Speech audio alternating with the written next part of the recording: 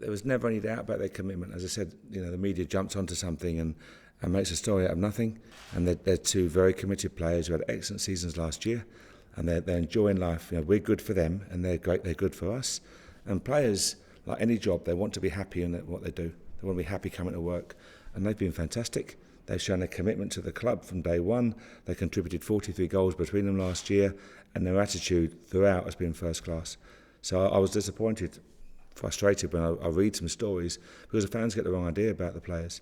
They've been magnificent. Their devotion to the club has never wavered in any shape or form. So I knew what Tab would say. I knew what Waggy would say. They're two top-class professionals who are doing a great job at Rangers. I don't see it changing. Do you get a sense, though, because of the nature of the players you brought in, players maybe with a point to prove, hungry players with ambition, that players generally will want to buy into and stay part of this for a while? I think the club is bigger than any individual, that's for sure, and it's a great place to be. They're now back in the top flight, and the boys who were involved in last year and getting the club back into the top flight, now we have to move forward, and they want to be part of that. They played a big role last season, Tav and Maggie, and they want to be part of us pushing very hard. We haven't come up to make up numbers. We're not making any rash predictions about what we're going to do, but we said we've come here to be more than highly competitive, and that's our job. And our recruitment has been good. We want one or two more, but recruitment's been good. We've added to the quality we already had, and we've got a really hungry group of players. So our intention is clear, I hope. You said at the weekend that for these games coming up, you would rotate the squad naturally because of the timescales. You said Joey would feature. Is he ready to start on Tuesday night? No, he'll probably get half hour or so tomorrow night. Nico will probably start tomorrow. Clint Hill will probably start tomorrow. Lee Hodgson, Matt Gilts will start tomorrow. Josh Windass will start tomorrow. So we'll make the changes, ring the changes. But it's about using the 4 games to get the loading right in the players. So we'll have 3 teams in our mind for the next 3 games and make sure the loading is appropriate for each individual player.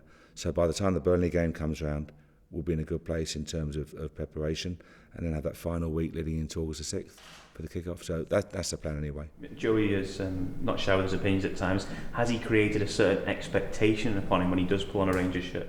No, he's a very talented player. Championship team of the year. He was one of the best players, if not the best player, for the team that won the title last year. So there's no doubt in my mind Joey Barton's an English Premier League player. Absolutely, but he recognises the opportunity here, and we're very thankful to get him on board as well. Franks did a great job there in terms of recruitment. But you look at Clint Hill with his background, you look at Nico, the talent he's already displayed on Saturday again, came on for half an hour and looked very, very good. Young Josh Windass, Jordan Ross is away with England under 19s, but is another really exciting talent. So Matt Crooks, so we're delighted. Recruitment's been good. We've got to create this competition for places. That's important. Last year we were lucky at the end, we were tight on numbers, but competition all over the park in the right way, get the intensity of training right every day, and we'll be okay. The point I was making is that some players will talk the talk, but not be able to walk the walk. Do you get the sense for Joey he can back up anything that he? I think you know that he can more than back it up. That's for sure. So can Nico, so can Clint, so can Matt and the young boys. So the recruitment has to be to get those players in. We can't bring people here who we have doubts about. So a lot of work, a lot of research goes into recruitment, and we're really happy with the job done so far this summer. Did you sense the excitement and perhaps the expectation from the fans on Saturday because of the players you brought in this season? I hope so. Well, their support for us has been first class. When we sold 42,000 on season tickets so far, I think that's a magnificent number, and it shows the backing we've received, and the players thrive on that. The responsibility we have is to justify that faith, so we have to go and prepare well here. We've got 3 more weeks or 2 and a bit weeks to prepare for the start of the season. But the fans have been first class. I saw the reception that the players received on Saturday coming on when they're warming up. We're aware of that, but we've got to go and, as I say, justify it and repay that faith. I know you were concerned about playing this competitive game so early in your pre-season, but given how the game turned out, how pleasing is it to see what stage you're at already? It was pleasing. We were at a good stage. Players go away to Charleston. It was really hot, intimidating conditions, and you have seeds of doubt in your mind. Am I ready?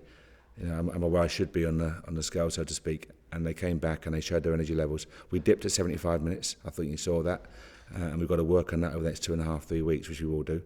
But no, it was a pleasing place to be in second half. I thought we were good. We were very good in patches. There's areas we can improve upon defensively. We were laps early on twice, an error on a back pass, etc. But we were very good, and we could have scored a number of goals second half, and that was our first competitive game. Is defensively then somewhere you need to work on a bit more if you want to play this expansive style of football at a level? No, it's discipline. We've just looked at it upstairs, and we spent the last 2 days in analysis looking at it, and it's responsibility, it's communication, it's awareness, it's all the basics. You can take it back, you can be a fan, you can look at it and say, oh, we didn't defend a free kick, for example. But then who gave away the free kick? Who lost possession in the first place? Who was sloppy in possession?